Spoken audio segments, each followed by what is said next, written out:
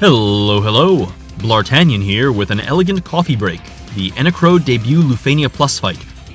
We're bringing a team of Gilgamesh, Kuja, and Rem.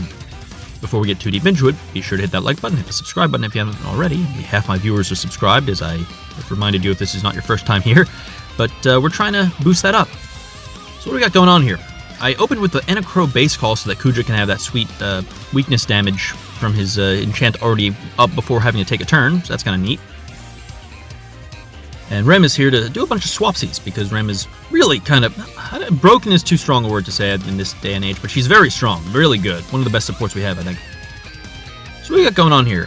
We got Greg, Gilgamesh, because of course we do. I enjoy me some Greg, why the heck not? And Kuja's here to help us check the orb, because, you know, Holy Enchant, pretty cool. Gonna go ahead and go into that Gilgamesh burst. There we go. I've been finding that trying to time those grunts to the recording, I don't know, it doesn't always line up. So I hope this, when this finally comes through in post, it sounds good and properly synced. So we're going to be basically no-turning this guy. I wasn't originally planning to, but it worked out that way. So we got Kuja going into his Flare Star. Trance, pretty sweet. Basically what I wanted to do here was I wanted to play around with Enna Kros' LD call, because it's all memey and fun and everyone loves it. There aren't too many characters who really want her LD call in their burst phase. Null, of course, is the poster child, and I'm sure more characters will be, will come out of the woodwork as as the new buffed EXs are presented. Like I'm sure, don't know if you've seen Golbez C90, but that EX hits like a gosh damn truck once they upgrade it. So he'll be one who'll enjoy that once he gets a C90. For now, not so much. Always have to remember with Rem to refresh that that's the cure buff that she gets. But I figured Gilgamesh would be a decent option for that. I decide here, instead of using Apocalypse, I want to take advantage of that Rem LD buff that we have, the Brave Floor buff, so we just use the straight up EX there instead.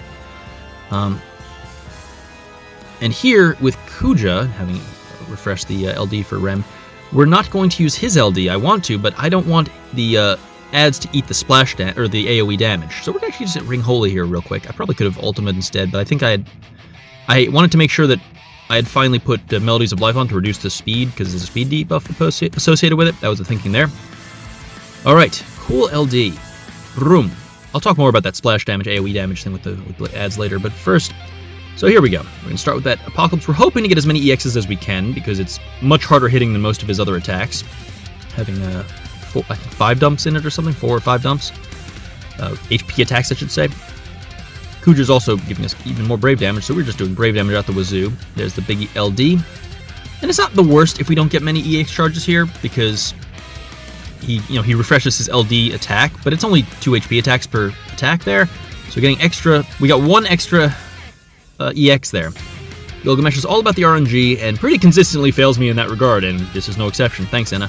I mistimed this, by the way.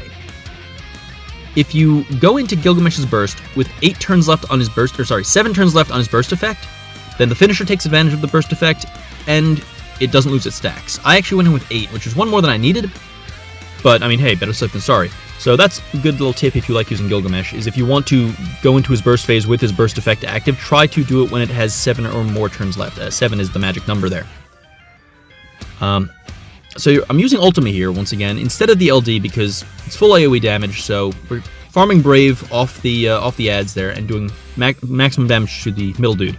I don't want to use Kuja's LD here, because it is a split attack, and that's going to basically reduce the damage by 1/3 to the main target. It's kind of interesting on this fight. Because the orb has like that HP damage requirement, having the 3 targets makes it easier to hit 500,000 damage for the orb, but it also means any group attack, you see here Rem, is doing like 100 damage to the boss with each attack, as opposed to like the much higher number that it could be doing. So the goal here that I had is to make the orb go away, make the dudes go away, so Kuja, with a max stack Gilgamesh burst effect, can drop those sweet, sweet Seraphic Star LDs that we love so much. So here, I'm going to go ahead and just quickly Apocalypse before we go into the summon. As always, I want my hardest hitting dude to be the one to summon Ifrit, because he gets 3 turns of Hellfire this way as opposed to 2. I've talked about this before, but hey, if you're new, could be a handy tip. Just boom, 1,000,000 damage LD, you'd love to see it with Gilgamesh. And check this out. Woo, nearly 1.5 million on, damn. Remember when that thing changed the game, that Kuja LD? I was so glad I pulled that. It made summon board farming so much easier. It's so good. So we're going to go ahead and battery up with that Rem LD and let Kuja go wild with the Rem LD buff. Ooh, that was, spicy.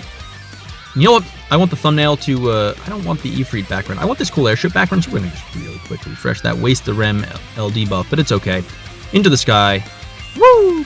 Oh, I forgot to do the burst noises during the burst. Oh, whatever. Stupid. Dumb. Anyway, I hope you enjoyed. Thank you for watching. This was a random bullshit fight because Gilgamesh is just RNG out the wazoo with Enna Kros there. But anyway, I hope you enjoyed. I'll see you in the next video, and be well. Adios.